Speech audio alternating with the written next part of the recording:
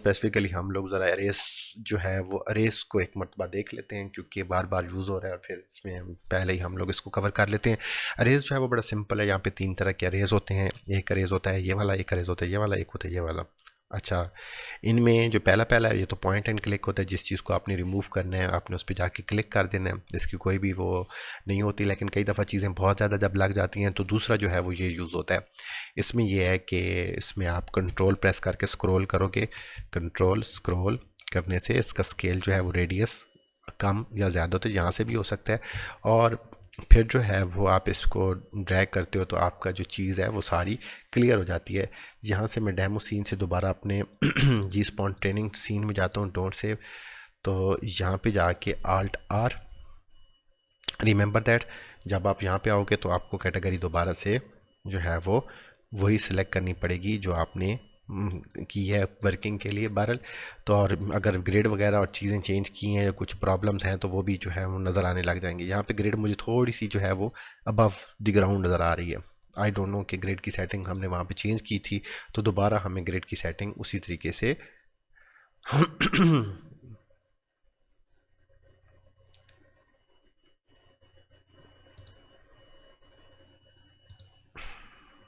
क्या रखी थी, 5 से रखी थी।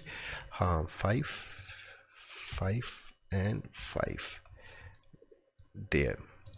और यहाँ पे अगर मैं इनको इनके मॉडल्स को देखूँ तो यहाँ पे अगर मैं यहाँ पे चलूँ तो हर मॉडल का W और यहाँ से जो पिवट है उसको आपको बताऊँ तो इसने सेंटर ही कंसिडर किया हुआ है। लेकिन अगर आपने सेंटर कंसिडर करना है ना तो फिर आपको इक्वली जो है वो उसका साइज़ रखना पड़ेगा। यानी कि ये 5x5 के अंदर जाएगा, क्योंकि सेंटर फिर जो है वो 4 में नहीं जाएगा। क्योंकि फिर जो छोटा पैच लगना होता है ना, बहरहाल डिपेंड करता है। फिर वही बात आ जाती है, लास्ट टाइम हम डिस्कस कर चुके हैं इसको। और क्यूब्स हैं ये देखें, सॉरी, तो ये आ गया। और यहाँ से अगर इसको ऑन करूँ और इसकी टॉप पे जाऊँ तो यहाँ पे तो इसका सेंटर को ही फॉलो किया हुआ है, बट नॉट कंपलसरी। मैंने मोस्ट ऑफ द केसेस में यही देखा कि पिवट कॉर्नर को फॉलो करता है। और इवन दैट अगर यहाँ से बड़े रोड से छोटा रोड भी बना हुआ है ना तो पिवट वहाँ पे पड़ा रहा है, जबकि उसने वहाँ पे क्या लगा दिया है, छोटा रोड लगा दी, क्योंकि वो बेसिकली इस बड़े पैच को फॉलो करके उसकी ग्रिड बनी हुई थी। केसेस आते जाएंगे आगे ऑनवर्ड जैसे जैसे हम लोग अपना तो हाँ, तो ये बेसिकली हमने खैर लेक्चर से आउट जा रहे हैं। Alt R।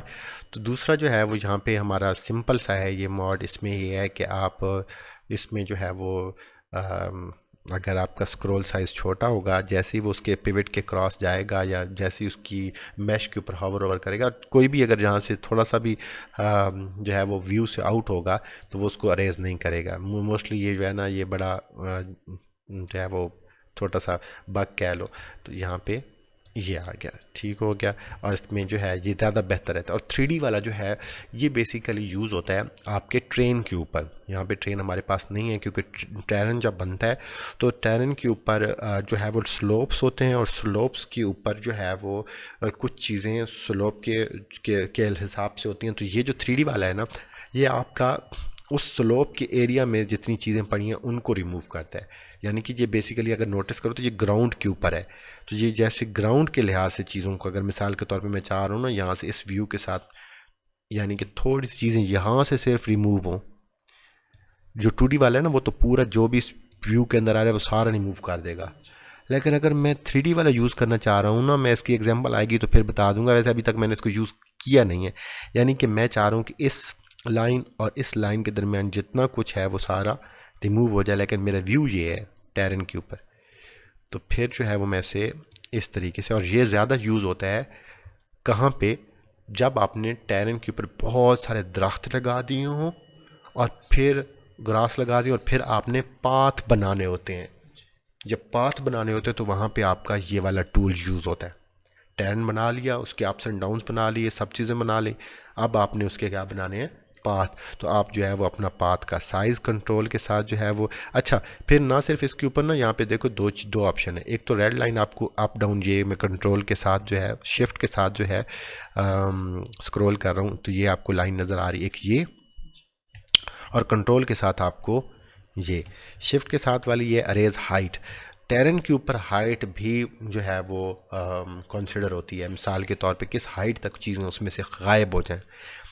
ये केस हो सकता है जैसे किसी अंदर वाली टनल आपने बनाई है और टनल में एक ख़ास हाइट तक जो है वो 6 फुट या 5 फुट तक सारी चीज़ों को ख़त्म करना चाह रहे हैं, तो ये बेसिकली अगेन रिपीटिंग की ये यूज़ होता है 3D के लिए। हमारे सामने केस आएगा तो हम इसको स्टडी करेंगे, अदरवाइज़ बहुत ऑब्वियस है। इसकी दो कीज़ हैं, आल्ट के साथ, हाइट के साथ, और फिर ये जो सरफेस टाइप है ये जब हम लोग लेयर्स पढ़ेंगे तो उनमें आपको ये आइडिया हो जाएगा कि स्पेसिफिक ख़ास लेयर को रिमूव करना है और कैसे, तो ये उसमें हमारा कवर हो जाएगा।